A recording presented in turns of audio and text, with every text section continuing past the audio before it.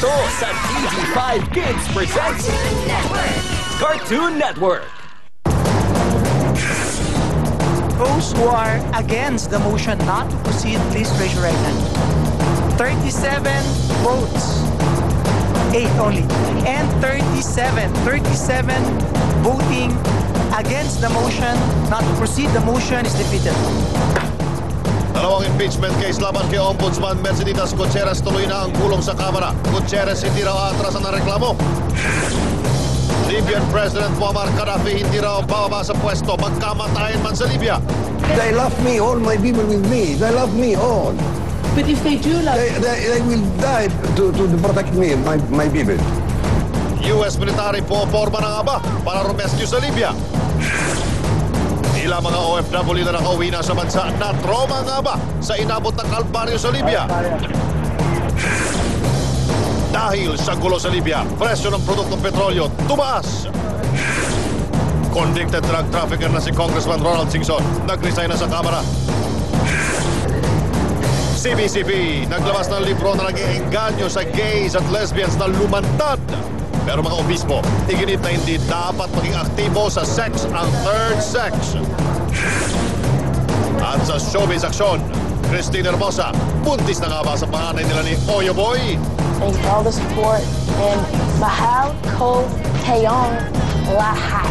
At Justin Bieber, may mensahe para sa mga Pinoy sa mismong birthday niya.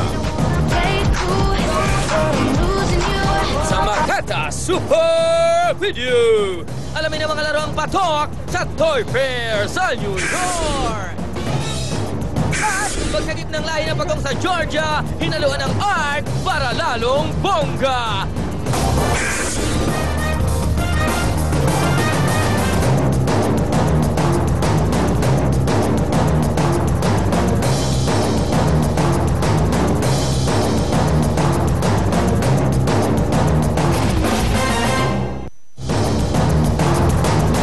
Pilipinas, magandang gabi. Ngayong 1 ng Marso. Ang maaksyong balita.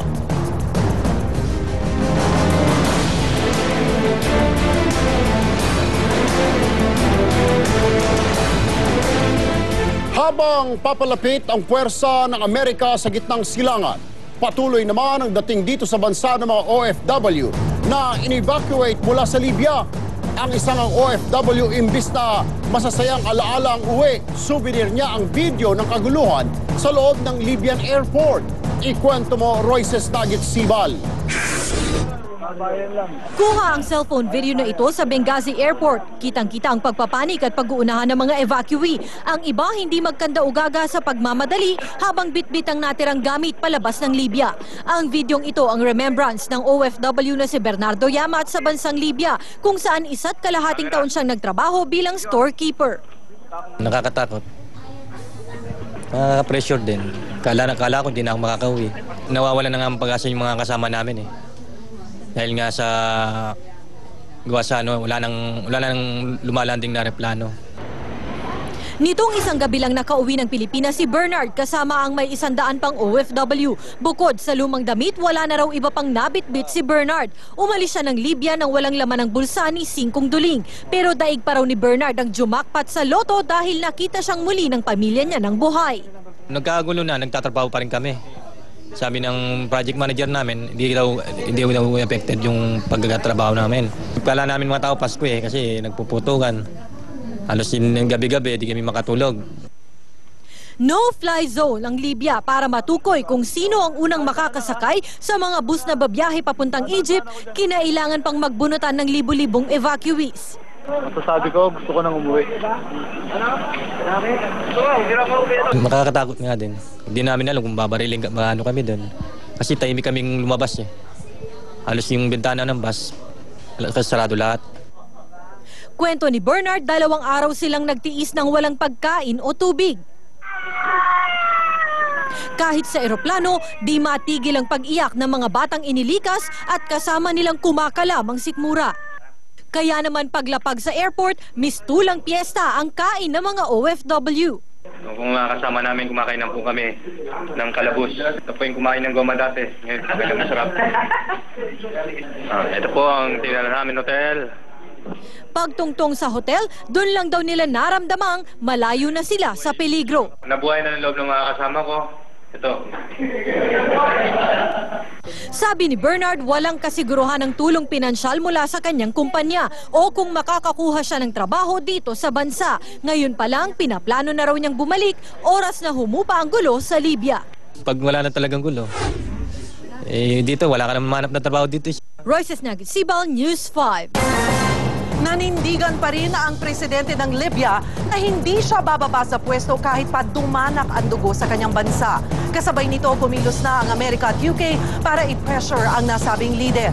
Naomi Dairit, ikwento mo.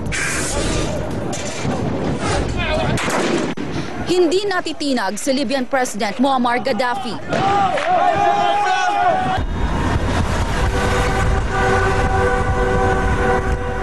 Kahit pa umaapaw na ng mga rallyista sa mga kalye sa Benghazi, giit ni Gaddafi sa CNN, suportado pa rin siya ng mga taga-Libya kahit pa magkamatayan na. They love me, all my people with me. They love me all. But if they do love They will die to protect me, my people. Isinusuka na ng mga anti-Gaddafi protesters ang mahigit 4 na dekadang pamumuno niya sa Libya dahil sa isyu ng terorismo at korupsyon. Isa ito sa pinakamahabang pamumuno sa kasaysayan. Mahigit 2 linggo nang nagpi-people power ang mga taga-Libya. Higit 1,000 na ang patay. Suspetsya ni Gaddafi, mga rebelde ang nasa likod ng protesta. You say they do love you, then why are they capturing Benghazi and they say they're against you there? Why are they... It is a guide, it is a guide, it is guide, not my people, it is guide. Pero habang nagmamatigas si Gaddafi, susubukin naman ng ibang bansa kung gaano siya katigas. Nireposisyon na ng Amerika ang buong 6th Fleet ng US Navy kasama na ang nakadestinong US forces sa Mediterranean. Ayon sa Pentagon, handa sila sa anumang pwedeng mangyari para pangalagaan ang mga residenteng naipit sa Libya. Hirit pa ni US Ambassador to the UN Susan Rice, parang wala na sa sarili si Gaddafi. It sounds just frankly delusional. And when he can laugh in talking to American and international journalists while he is slaughtering his own people, it only underscores how unfit he is to lead and how disconnected he is from reality. Bukod sa repositioning ng pwersa ng Amerikano, sinuspende na rin ng US at UK government ang mga asset ni Gaddafi na nasa kanilang pangangalaga. Ibinasura na rin ng UK ang diplomatic immunity ng pamilya ni Gaddafi. Naomi Dairit, News 5. Labis naman ang pag-aalala ng pamilya ng isang Pinay nurse sa Libya. Habang inililikas kasi ng gobyerno ang mga OFW doon, ang kanilang anak ni hindi pinapayagang makalabas ng kanilang kumpanya. Zai Feniza, ikwento mo. Mula nang magkagulo sa Libya, di na makontak ni Marlene ang anak na si Felmar na nagtatrabaho sa Benghazi bilang nurse. Sa nanay lang nakasama ni Felmar sa trabaho sila umaasa ng balita tungkol sa anak. Dahil lost connection nga po, pati internet tsaka cellphone. Halos nangungutang na lang nga po kami sa panload namin panggastos para makontak namin, di namin siya makontak. September 6 nung nakaraang taon, umalis si Felmar para magtrabaho sa Red Crescent Polyclinic sa Libya. Okay na sana ang lagay niya doon hanggang sa biglang nagkagulo. Utos daw ng manpower agency na nagpadala sa kanila sa Libya, huwag aalis ng building. Kaya hanggang ngayon, nananatili sila sa loob ng gusali at nag-aabang ng saklolo mula sa ating embahada. Kukunti na lang yung kinakain nila, yung puro tinapay na lang daw.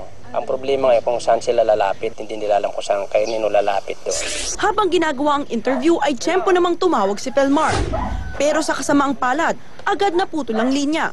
Tanging binabanggit lang daw ng anak, diretso kayo ng Grace. Ay ang lugar na Greece kung saan gusto nilang lumikas. Matapos marinig ang boses ng anak, nakampante ang mag-asawa.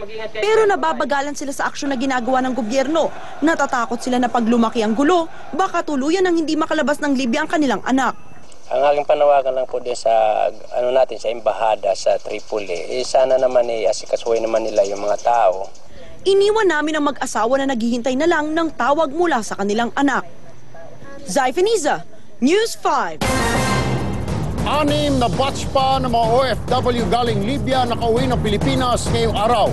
Bukod sa mga kwento tungkol sa kanilang peligrosong biyahe, bit-bit din ng ilan sa kanila ang sama ng loob sa kanilang mga employer. Mula sa NAIA, may live report si June Loyola. June! Erwin, tuloy-tuloy lang pagdating dito sa NAIA Terminal 1 ng mga kapatid nating lumikas mula sa bansang Libya. Sa ngayon, umaabot na sa 181 ang mga nakauwi dito sa bansa ngayong araw. Ang ilan sa kanila, masama ang loob. Ilang gamit lang ang nabitbit na mahigit 180 OFW na nakauwi ngayong araw. Halos lahat ng naipundar nila naiwan sa Libya. Karamihan sa mga umuwi, tumawid mula Libya patungong Egypt at Bahrain. Mula dito, sinalubong sila ng mga kinatawan ng DFA at OWA para ilipad pauwi ng Pilipinas. Isa sa kanila, ang Pinoy nurse na si Roger Fernandez. Kwento niya, pahirapan ang paglikas sa kanila, lalo't hinaharang sila ng mga anti-government protesters. Nagkaputukan na, hindi na kami makapasok ng Tripoli. So nag-decide na kami, mag-exit na kami sa Egypt. Dahil dyan, masama raw ang loob ni Roger sa kanyang employer. Bukod daw kasi sa walang pamasahing ibinigay sa kanila, delayed din ng 2 buwan ang kanilang sweldo. Kaya karamihan itong batch namin dumating, wala talaga mga pera yan. Bakit daw hindi sumasahod? Delay yung sahod sa Libya. Umuwi kami, wala talaga. Ang ibang OFW naman na nakapag-uwi ng dinar, kamot ulo din dahil bawal naman itong ipapalit sa ating bansa. Kaya imbis na mapakinabangan, magsisilbi na lang daw itong souvenir. Nagkaroon ng problema, nawala ng bangko, wala nang hindi na makapagpalit, kaya nadala nilang pera. Kung sa ganitong pagkakataon, mabigyan ng special na para mapalitan. Isa pangalan niyo po? Tuloy naman ang pakikipag-ugnayan ng OWA sa mga OFW na naiwan pa sa Libya. At tuloy-tuloy pa naman ang pagpapauwi natin. Kagaya nga kanina, may dumating tayo mula dun sa first flight na Qatar Airways. Erwin, mamayang alas 6:20 ng gabi, inaasahang dadating ang ika-7 batch ng mga OFW na mula pa rin sa bansang Libya. Inaasahan naman ng OWA na papalo sa mahigit 200 OFW ang uuwi ngayong araw. Erwin. Okay, maraming salamat sa iyo, June Loyola.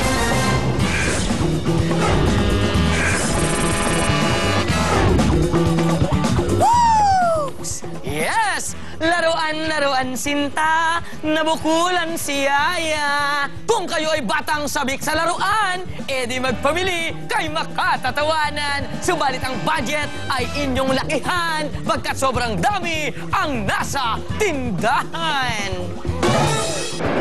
Mga toys sa New York, bumahan ng labis at syempre ay base sa sikat na movies. Pirates of the Caribbean o Green Lantern na ng nais. Nagawa pa sa Lego, may cars pang mabilis. Gusto ko sana bumili, kaso wala akong pera. Toy Fair na dinagsa ng 30,000 tao. Singkulay ng Crayola, ngiti ng dumalo. Bukod po sa bata, may oldest din dito. Palagay ko ito ang laruan na bagay sa inyo. Kids, alam niyo ba kung ano ang pinakamataas na Lego structure sa buong universe? Ito ay ang Tapered Tower Structure na ginawa noong June 6, 2010 sa Liemen, Netherlands. May taas itong 100 feet, 1 inch at ginamitan ng halos 500,000 bricks ng logo. Pinagtulong-tulungan itong gawin ng 1,800 volunteer workers at kanilang nabuo sa loob ng 4 na araw. Ay nako, sa paggawa o paglalaro kailangan kayo, wag namang masosobrahan, baka kayo mapagod. At eka nga sa kasabihan, ang taong mahilig magpahinga, yung di na humihinga. Ito pa rin po si Makata, nagbibigay naman ng edukasyon, leksyon, impormasyon, dito lang sa Aksyon! Woo! Susunod sa aksyon, impeachment case laban kay Ombudsman Merceditas Gutierrez. Tuloy pa rin sa kabila ng pagharang ng mga kaalyado niya. Pagdiskaril ng isang escalator sa Amerika, nakunan sa surveillance video. At sa showbiz aksyon, Oyo Boy Soto at Christine Hermosa, kailan nga ba magkaka-baby?